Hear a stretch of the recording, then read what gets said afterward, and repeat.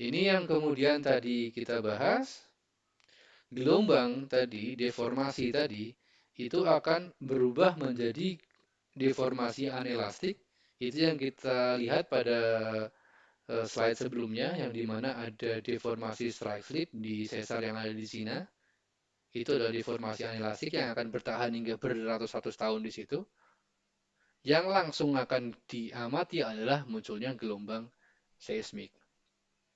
Di bawah contoh satu rekaman gelombang seismik yang ini misalkan ini berasal dari gempa bumi.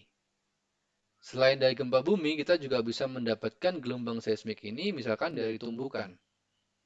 Tumbukan ini misalkan eh, testing nuklir juga akan menghasilkan gelombang yang kira-kira juga akan muncul seperti ini. Ledakan kemarin yang terjadi di Beirut juga mungkin akan bisa kita amati dengan gelombang seismik seperti ini.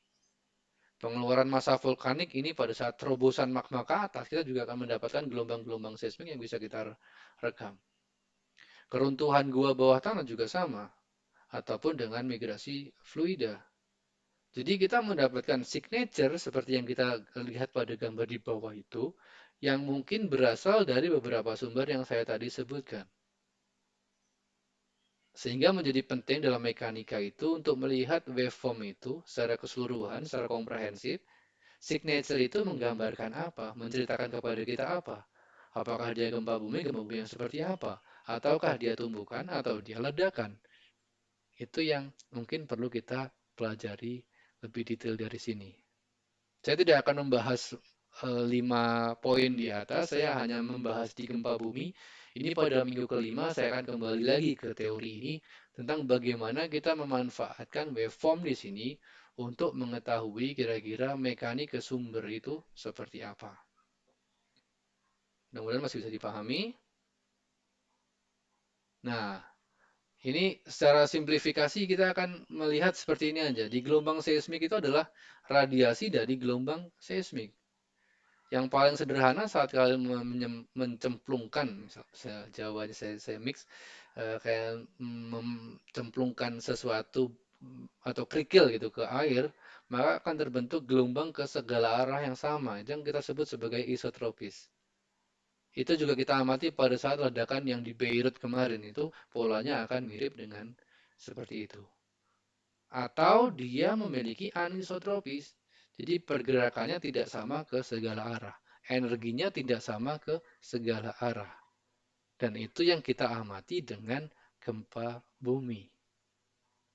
Saat dia tidak sama ke segala arah, menjadi penting buat kita untuk tahu dia sebenarnya energinya itu terrilis ke arah mana. Kenapa? Karena pada saat gempa besar kita akan mencoba untuk memetakan daerah kerusakan terbesar damage zone akibat gempa bumi itu ada di mana. Itu tidak lain kita memetakan pergerakan anisotropik gelombang gempa yang paling besar ke arah mana. Oke? Itu menjadi sangat penting. Gempa besar penting, gempa mikro pun juga penting. Apalagi di underground mining. Energi rilisnya, kalau dia dirilis kepada tunnel, mungkin akan menghancurkan tunnel-tunnel yang ada di bawah sana. Jadi, anisotropik dari rilis dari gelombang seismik akan menjadi sangat penting. Yang perlu di note adalah, dan kita menjelaskan nantinya isotropis, anisotropis seperti itu, kita ekstrak nilainya dari rekaman seismik. Cuma perlu kita pahami bahwa rekaman seismik itu adalah data yang ditambahkan dengan noise. Oke. Jadi akan ada noise yang ikut kita rekam di situ ya. Agak hati-hati, noise ini yang harus kita hilangkan. Jadi kita harus tahu kadar noise di data kita harus tahu signal to noise ratio dari data kita.